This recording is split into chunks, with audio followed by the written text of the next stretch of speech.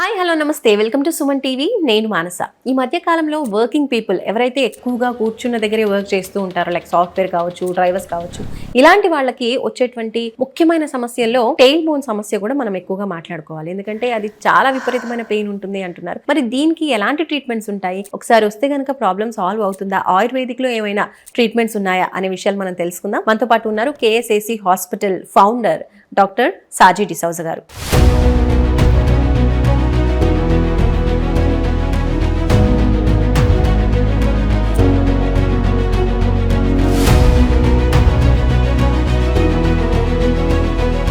Doctor గారు నమస్తే అండి. నమస్తే అమ్మా. డాక్టర్ గారు, సో ఇందాక చెప్పినట్టుగా కూర్చుని వర్క్ చేసే పీపుల్ అందరూ కూడా చాలా మంది ఈ తుంటి నొప్పి సమస్యతో బాధపడుతూ ఉన్నారు. సో ఫస్ట్ ఆఫ్ ఆల్ ఇది రావడానికి సిట్టింగే కారణం అని తెలుస్తూ ఉంది, but how to overcome that? Actually ఏంటంటే సిట్టింగ్ అనేది ఒక కారణం కాదు, ద వే ద పేషెంట్ ఈ సిట్టింగ్ ఇస్ వెరీ ఇంపార్టెంట్. కొందరు ఈ పనసి పండు కోసి పెట్టినప్పుడు ఎట్లా పడుతుంది, పనసి పండు టక్కని పడుతుంది కదా మొత్తానికి, అలాగే కూర్చుంటారు కొందరు. ఇలా వచ్చి ఇలా ఇలా చైర్ మీద టక్కని కూర్చుంటారు, సోఫా మీద కానీ ఇది కానీ పడుకొని, అంటే ఆ మెల్లగా కూర్చొని అలవాట్లేదు. సో ఈ టక్కని కూర్చున్నప్పుడు ఆ టెయిల్ బోన్ మీద కంప్లీట్, ఇప్పుడు ఇది టెయిల్ బోన్, ఇది ఈ టెయిల్ బోన్ మీద ఇట్లా సడన్ గా ప్రెషర్ రావడం జరుగుతుంది. అదొకటి. సెకండ్ ఏంటంటే మగవాళ్ళకి ఎక్కువ చూసిన ఒక సంగతి ఏంటంటే ఈ ఒక పాకెట్లో కింద వెనకాతల పాకెట్లో వ్యాలెట్ పెడతారు, వ్యాలెట్ పెట్టుకుంటే అది ఇట్లా ఉంటుంది, ఇది అక్కడ ప్రెషర్ అదొకటి. థర్డ్ ఏంటంటే కొన్ని లేడీస్ స్టైల్గా, లేడీస్ జెంట్స్ ఇప్పుడు కాలు మీద కాలు వేసేసి ఇట్లా కూర్చుంటారు, ఆ మొత్తం వెయిట్ పోయి అక్కడ పడుతుంది. అది కూడా ఆ 10 minutes 15 minutes కాదు, గంట సేపు అలాగే కూర్చుంటుంది, ఆ మొత్తం వెయిట్ దాని మీద పడడం. నాలుగవది ఏంటంటే మనం ఈ జారి పడడం, అది మా కంట్రోల్ లేదు, పడి అది కరెక్ట్గా దాని మీద తగ్గడం. ఐదవది ఏంటంటే ఎక్కువ ఈ మన ఊరు పల్లెటూరులో ఉన్న రోడ్స్లో మరీ ఎత్తేసినట్టు, అది కూడా షాక్ అబ్సర్వరే లేని బండిలు ఉండేవి కొన్ని. సో అది ఇట్లా ఎత్తేసి పోవడం, ఇవి కూడా ఆ టెయిల్ బోన్ దగ్గర ఇది రావడం జరుగుతుంది. సో టెయిల్ బోన్ ఏదర్ ఇట్లా బెండ్ అయిపోవడం, లేదా అక్కడ ఫ్రాక్చర్ అవ్వడం, లేదా అది డిస్ప్లేస్ అవ్వడం, అది భీభత్సంగా నొప్పి ఉండదు. అమ్మో, తట్టుకోవడానికి ఇబ్బందిగా ఉన్న నొప్పి ఉంటుంది. అది ఆ పేషెంట్ అంటే అస్సలు కూర్చోడానికి ఉండదు, నిల్చోడానికి ఉండదు, కూర్చుంటే మళ్ళీ రింగ్ లాంటిది వేసుకొని పిల్లోస్ వేసుకొని కూర్చోవడం లేదు. ఎందుకంటే ఆ టెయిల్ బోన్ అదే ఎందుకు ఎంత పెయిన్ అంటే కోడా ఎక్కువనే ఉంటుంది. మనకి ఇక్కడ నుంచి వచ్చిన నర్వ్స్ది అన్ని ఎండ్, మన గుర్రం ఉంది కదా, గుర్రంది టెయిల్ లాగా తోకలాగా నర్వ్స్ వస్తుంది అనమాట, అక్కడే మరీ అంత ప్రెషర్ వచ్చింది. సో ఇక్కడ ఏంటంటే ప్రపంచవ్యాప్తంగా దీనికి సర్జరీ కూడా ఎవరు అడ్వైస్ చేయరు, ఎందుకంటే ఎవరెవరు అటెంప్ట్ చేశారో అవన్నీ పేషెంట్కి కంప్లీట్ పోయారు. So that is a very very critical surgery. 99.99% doctors across the globe will not attempt it. Okay. So patient Bechara పాపం వాళ్ళు ఇదే ప్రాబ్లంతో లైఫ్ ఇట్లాగే వెళ్ళిపోతారు. అంటే దీనికి అంటూ ఒక మెడిసిన్, ఒక ట్రీట్మెంట్ అంటూ ఏం లేదంటారా, అంటే ప్రాబ్లం సాల్వ్ అవ్వడానికి? అక్కడే కదా మన ఈ సంస్థ కేఎస్ఏసి హాస్పిటల్లో ఇంత ఫేమస్ అయ్యిండ్రు. సో మనం ఏంటంటే అగైన్ నేను చెప్పినట్టు విత్ మెడికల్ ఎవిడెన్స్. సో ముందు ఉన్న ఎక్స్రే, ఎంఆర్ఐ ఇవి అన్ని ట్రీట్మెంట్ తర్వాత మళ్ళీ ఎక్స్రే, ఎంఆర్ఐ ఏదన్నా రిలేటివ్లీ తీసుకొని మనకు ఆ ఎముక కూడా కరెక్ట్ పొజిషన్కి వచ్చినట్టు, ఆ ఫ్రాక్చర్ అయినది హీల్ అయినట్టు, ఆ డిస్ప్లేస్ అయిన ఎముకలు వరుసగా వచ్చినట్టు, బెండ్ అయిందంటే అది స్ట్రైట్ అయినట్టు అన్నీ కనిపిస్తాయి. అంటే ఇది బెండ్ అయిపోవడం వల్ల ఇప్పుడు తుంటి నొప్పి సమస్య పెరుగుతుంది. చాలా బెండ్ అవడం వల్ల, ఫ్రాక్చర్ అవడం వల్ల, డిస్ప్లేస్ అవడం వల్ల, ఎముక కొంచెం పక్కకి జారి అట్లా డిస్ప్లేస్ కూడా అవడం జరుగుతుంది. ఇవి అన్ని మనము పెయిన్ కి కారణం. ఒక్క సూది కూడా పెట్టకుండా, ఒక్క సర్జికల్ కత్తి కూడా పెట్టకుండా మనం అది ఆ బోన్ ని అలైన్మెంట్ తీసుకురావడం జరుగుతుంది. అంటే త్రూ మెడిసినా లేదంటే ట్రీట్మెంట్ మెడిసిన్స్ లో ఎట్లా ఇది ఇప్పుడు ఎముక పక్కకి జారిందంటే దేవుడి దగ్గర నుంచి మందులు తింటే కూడా అది సెట్ అవ్వదు. మనం అది ఫిజికల్గా సెట్ చేయాలి. That is what KCC hospital is very famous for. మనం అది ఈ అన్ని మనం చెప్పిన సర్వైకల్ కానీ, లంబార్ కానీ, కోకిడీనియా కానీ, ఇవి అన్ని ఎముకలు అటు ఇటు పోయిందంటే అది తిరిగి యథావిధంగా పెట్టాలి కదా. So there is a physical displacement which has happened, అది మళ్ళీ తిరిగి ఫిజికల్గా మనం కరెక్ట్ చేసి తీసుకురావాలి. సో అందుకే మన డాక్టర్స్ కానీ, మా థెరపిస్ట్ కానీ ఎక్స్టెన్సివ్లీ స్కిల్డ్ అన్నట్టు, they know how to do it. And our guardianship of all the mentor doctors are there.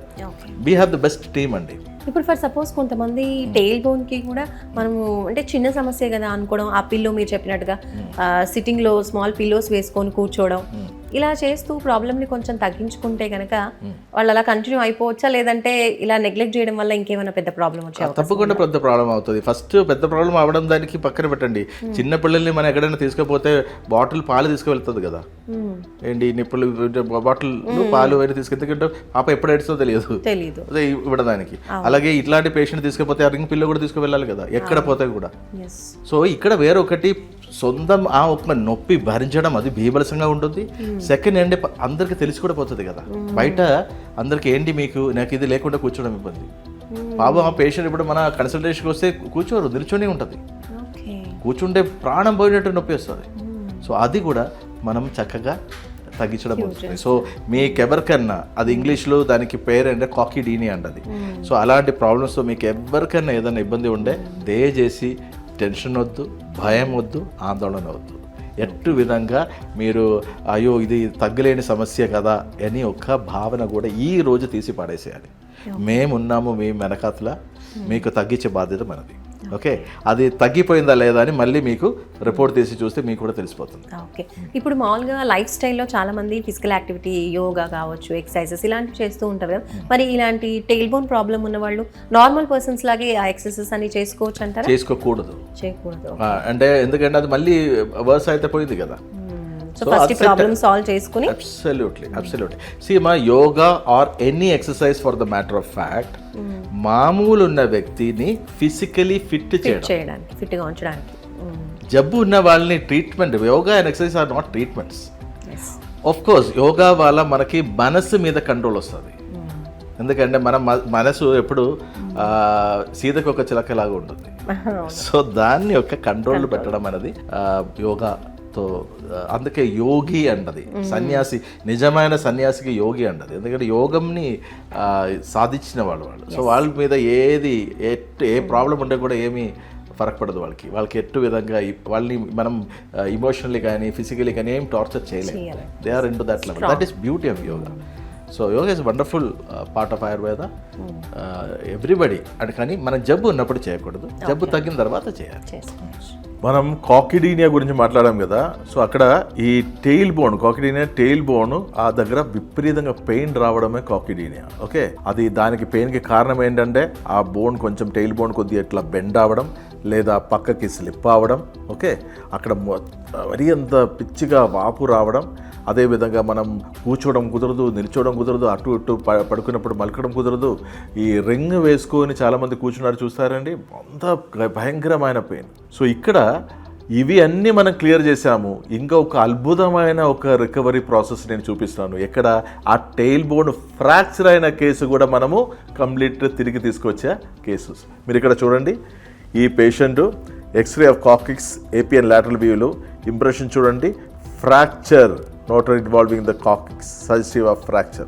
ఇక్కడ కాక్సిజియల్ యాంగులేషన్, ఆ కరెక్ట్ యాంగులేషన్, కరెక్ట్ షేప్ కూడా ఇది కూడా నాట్ మెయింటైన్. అది మెయింటైన్ మాత్రం బెండ్ అవ్వడం మాత్రం కాకుండా ఆ ఎముక ఫ్రాక్చర్ కూడా అయింది.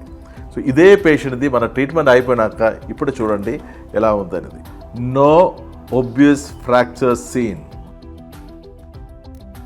no significant abnormality seen. అక్కడ joint spaces normal, everything is normal. Again x-ray coccyx of the same patient. See the miraculous result. అంటే బెండ్ అయిపోయినది మనం క్లియర్ చేసాము, ఎముక పక్కకి జారిపోయినది క్లియర్ చేసాము. ఇవి అన్నీ కాక ఆ కాకిక్స్ టెయిల్ బోన్ ఫ్రాక్చర్ అయినది కూడా మనం తిరిగి నార్మల్ చేసాము. That is the magic of KSAC and Ayurveda.